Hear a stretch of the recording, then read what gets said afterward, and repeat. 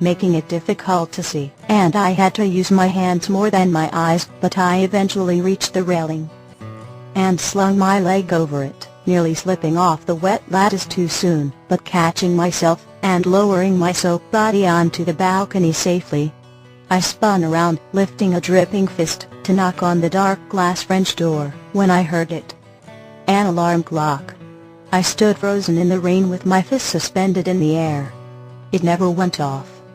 Finally, I knocked louder than I usually did, hoping it would be heard over the thunder and the alarm clock inside. Edward never came. Dozens of scenarios went through my head, most of them ending with Edward dead somewhere in his room. So in a completely irrational panic, I threw all logic out the window, grabbed the doorknob, and pushed the door open. The alarm clock was screeching the most offensive sound I'd ever heard. But the room was completely black. I walked in, cringing at each electronic screech, and dripping all over the gold carpet, and closed the door behind me. I squinted into the room, but couldn't make anything out. Edward. I choked out, my voice cracking with anxiety. I stood waiting for a few moments, but I got no answer. I was debating if I should go into the room further. Then I heard a sob coming from the direction of Edward's bed. It was a deep, agonized sob. I had two conflicting emotions at hearing it. The first was relief that Edward was alive. The second was fear that something was wrong. Making up my mind, I slowly and carefully felt my way to his bedside table, where both a lamp was, and the source of the awful screeching sound. Thankful he had cleaned his room and I wasn't going to trip over anything. When I finally reached the vicinity, I had the help of both the glow from the clock, and a random flash of lighting to help me spot the lamp. I felt my way up the shade to the switch, and turned it on. I gasped when I spotted Edward on the bed.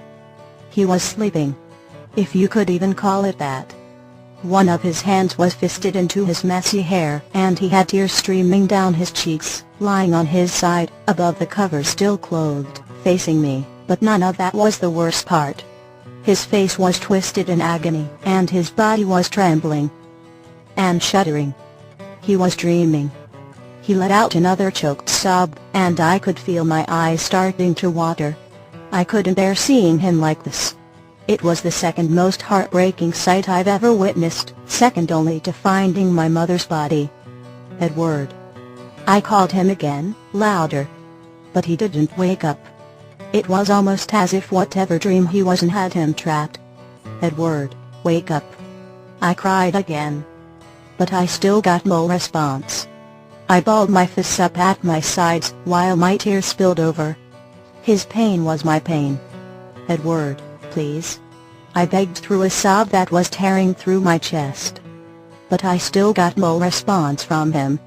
He was still crying, and shuddering. And he was gripping his hair so tightly his knuckles were white. My hands involuntarily shot up to my own hair, and grabbed two fistfuls, while I let out a loud, frustrated growl. God damn it, Edward. Wake the fuck up. I pleaded again through my own sobs. But I still couldn't reach him where he was.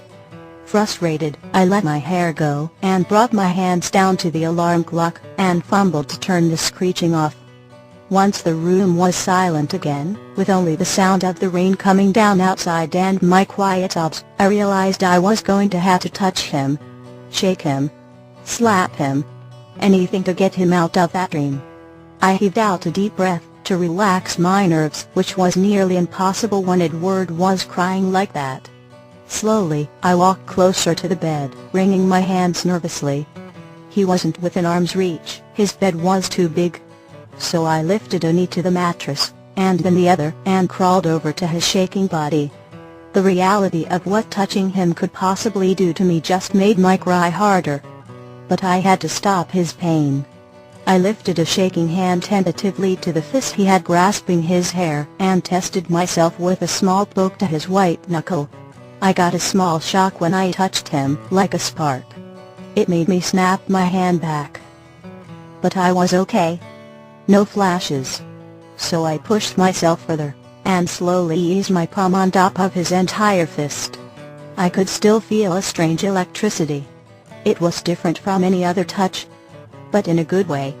I worked to pry his long pale fingers from his hair with that hand. He had a good grip on it, but I eventually got all of them loose, and lowered his hand to the bed, somewhat in awe of my ability to accomplish this sanely. Feeling a little more confident, and afraid I might lose whatever was making this possible, I indulged myself in something I had been dying to do for days now. I smoothed that lock of hair away from his face, and I didn't lift my hand away. I caressed his soft, messy hair gingerly, and to my surprise, he relaxed marginally. So I kept doing that, caressing his hair with my hand, and he relaxed further with every stroke. I was ecstatic. I was touching him. He was liking it. Drunk on the excitement and confidence these revelations gave me, I eased myself down beside him on my side, laying my cheek on the hand that hadn't touched him yet, gazing at his face, and kept stroking his hair with my fingers. It was soothing him, but not completely. That's when Edward's words came to me that first night out in the gazebo. He told me his mother used to hum to him every night, and he couldn't sleep without it. All the pretty little horses. So I started humming the song quietly, still stroking his hair. Edward let out a deep breath and stilled. That was it. That was what Edward needed. I kept humming, and stroking his hair, and eventually all his tears dried up, and his face relaxed completely. He was breathing deep and steady. He looked peaceful. I'm sure I had a goofy smile on my face, feeling his silky hair beneath my fingertips, and humming that little song I learned in 4th grade music class. Suddenly, without warning, the hand I pried from his hair lifted up and he put his arm around my waist. I froze. But I got no flashes. No hyperventilating, no crying, no shaking. Just Edward with his arm around my waist, and that odd electricity he gave off. So I resumed humming, stroking his hair, and bravely scooted closer to him until I was close enough to feel his breath on my face. I smiled wider.